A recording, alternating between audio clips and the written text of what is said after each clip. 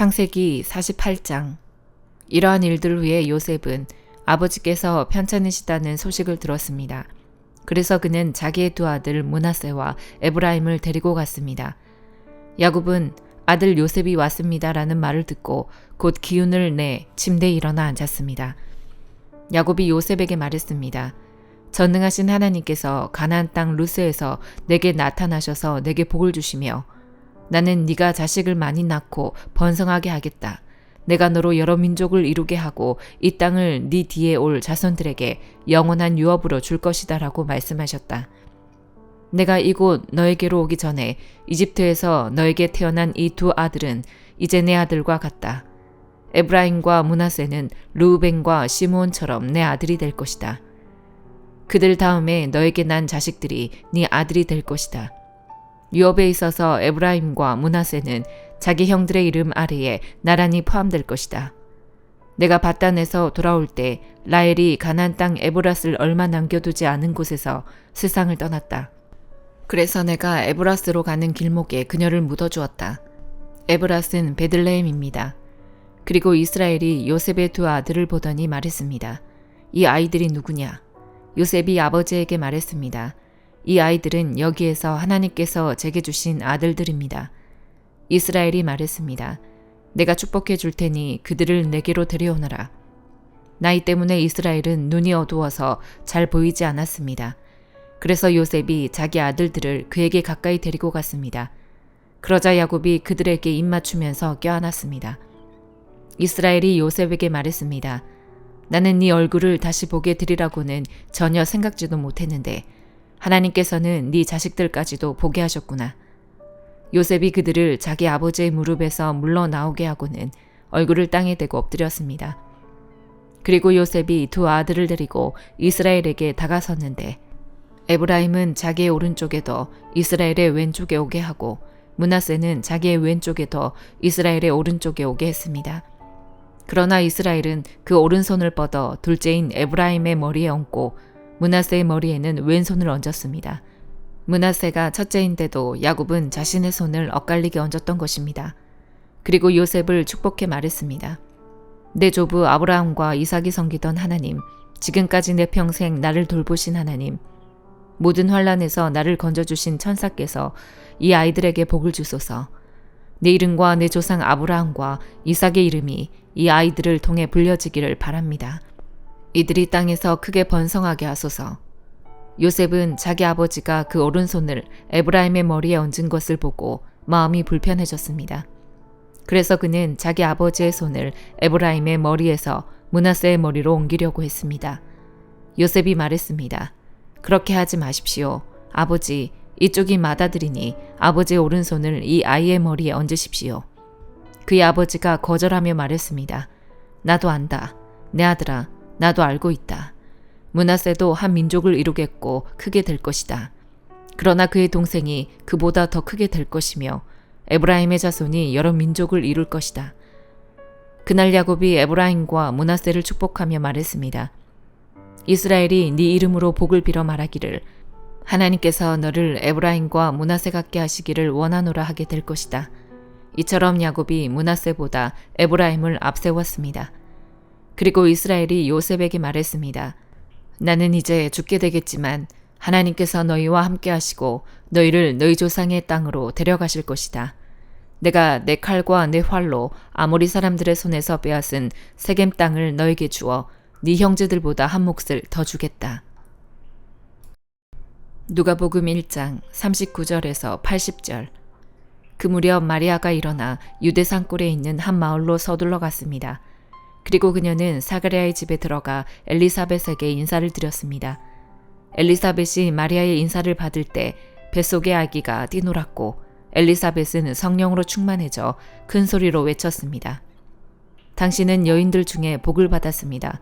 당신의 뱃속에 있는 아기도 복을 받았습니다. 내 주의 어머니께서 내게 오시다니 이게 어찌된 일입니까? 보십시오.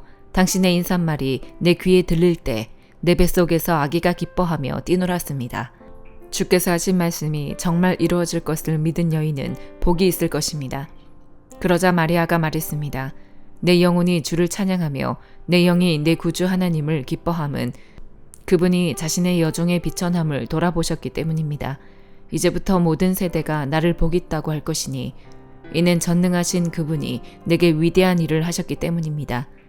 그분의 이름이 거룩하시며 그분의 자비는 그분을 경외하는 사람들에게 대대로 이어질 것입니다. 그분은 자신의 팔로 엄청난 일을 행하시고 마음의 생각이 교만한 사람들을 흩어버리셨습니다. 그분은 통치자들을 왕좌에서 끌어내리시고 낮은 사람들을 높여주셨으며 배고픈 사람들을 좋은 것들로 배불리시고 부유한 사람들을 빈손으로 보내셨습니다. 그분은 자비를 기억하셔서 자기의 종 이스라엘을 도우셨습니다. 곧 우리 조상들에게 말씀하신 대로 그 자비는 아브라함과 그 자손에게 영원토록 있을 것입니다. 마리아는 엘리사벳과 함께 3달 동안 지낸 후에 자기 집으로 돌아갔습니다. 해산할 때가 돼 엘리사벳은 아들을 낳았습니다. 이웃 사람들과 친척들은 주께서 그녀에게 큰 자비를 베푸셨다는 것을 듣고 함께 기뻐해 주었습니다. 8일째 되는 날 그들이 아기에게 할례를 하려고 와서 아버지의 이름을 따라 그 아이의 이름을 사가랴로 지으려 했습니다. 그때 아기의 어머니가 대답했습니다. 안 됩니다. 이 아이는 요한이라고 불러야 합니다. 그러자 사람들이 엘리사벳에게 말했습니다. 당신 친척 중에는 그런 이름을 가진 사람이 하나도 없습니다. 그러고는 그 아버지에게 아기의 이름을 무엇이라 할 것인지 손짓으로 물었습니다. 사가랴는 서판을 달라고 하더니 아기의 이름은 요한이라고 썼습니다. 그들은 모두 놀랐습니다.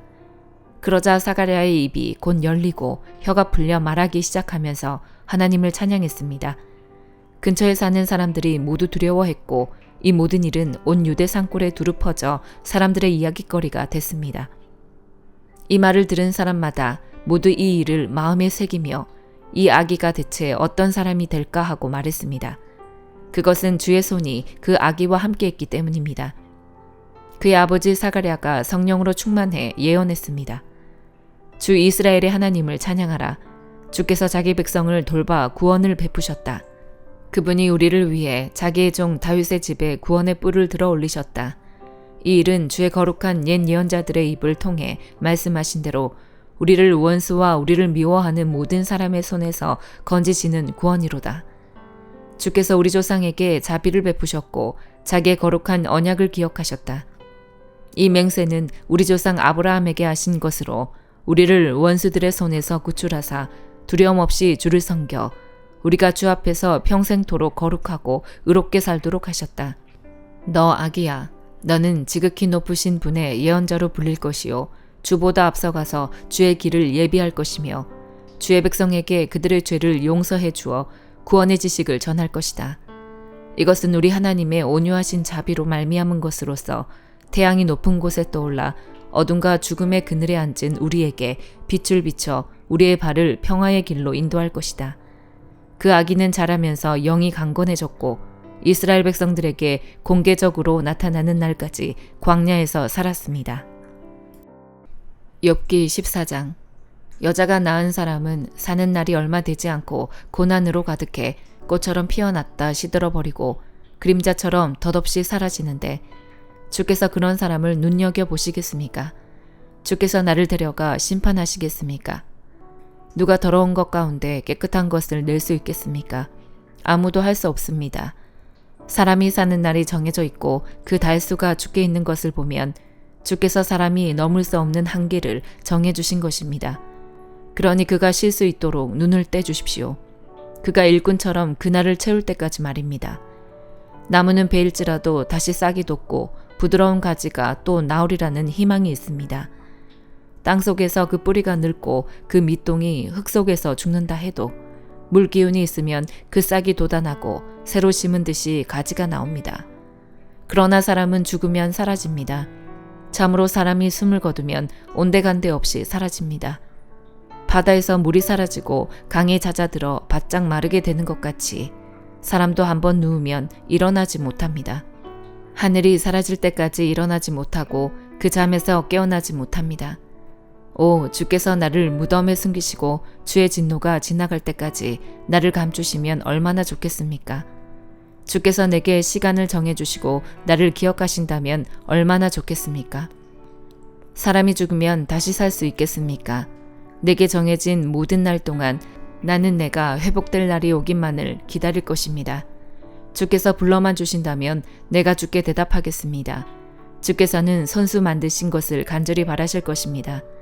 주께서 지금 내 발걸음을 세고 계시니 주께서는 내 죄를 뒤쫓지 않으시고 내 허물을 자루 속에 넣어 봉하시고 내 죄를 꿰매어 덮어주실 것입니다. 그러나 산이 무너져 내리듯이 바위가 그 자리에서 옮겨가듯이 물이 돌들을 닳게 하듯이 급류가 땅의 흙먼지들을 쓸어버리듯이 주께서는 사람의 소망을 없애버리십니다. 주께서 사람을 영원히 이기시니 그가 사라집니다. 주께서 그의 낯빛을 바꾸시고 멀리 보내십니다.